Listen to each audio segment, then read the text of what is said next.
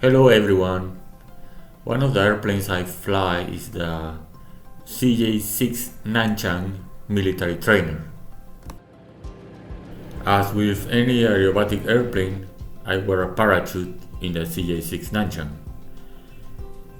My reasoning is I will only jump if I have a mid-air collision, loss of control that I cannot recover, or I have a fire in the airplane. Having a good, powerful and compact fire extinguisher is a great idea.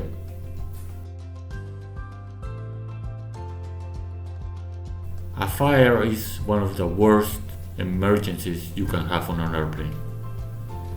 The FAA recommends B and C rated fire extinguishers for aircraft. B is flammable liquids and C is live electric fires.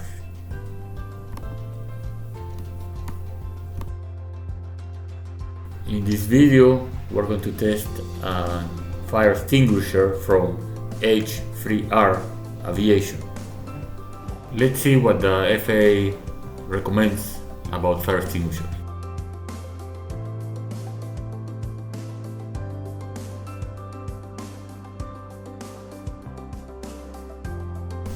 Since it is against the EPA regulations to intentionally discharge a halon fire extinguisher in testing or training, I used a halon alternative clean agent fire extinguisher so that I can experience a clean agent, in this case Halotron 1. That clean agent is appropriate for aircraft. A dry chemical extinguisher is not appropriate due to the corrosive mess that it makes. The A344T also contains a clean agent, halon 1211, but it has twice the rating of the Halotron extinguisher I just tested. The fire extinguisher comes complete with a bracket to install under the seat.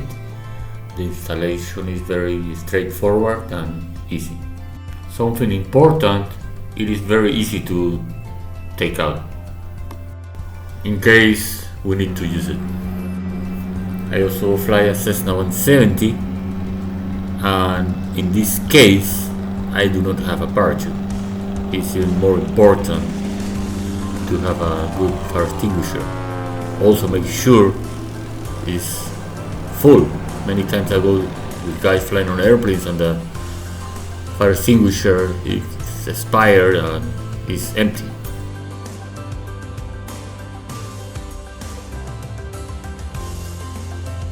You can see the installation, and there's the copilot seat on the Cessna 170.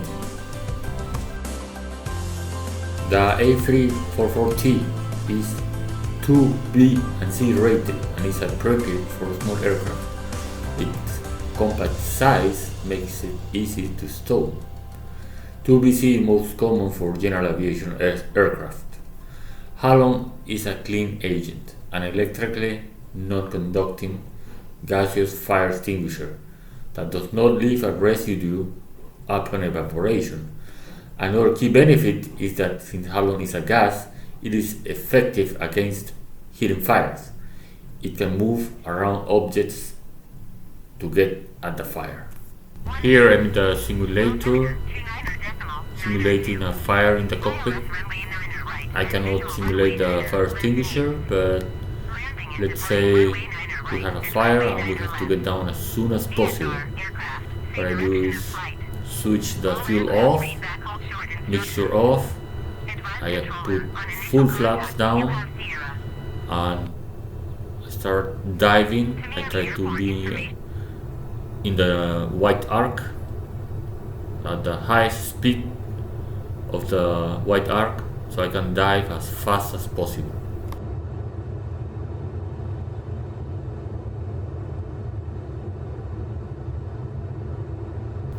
Turn the master off and select a place to land. Water is no problem for the fire because it will actually help. Hope you guys enjoy and check those fire extinguishers. See you next time. If If you want to support Backcountry 182, please join me on Patreon.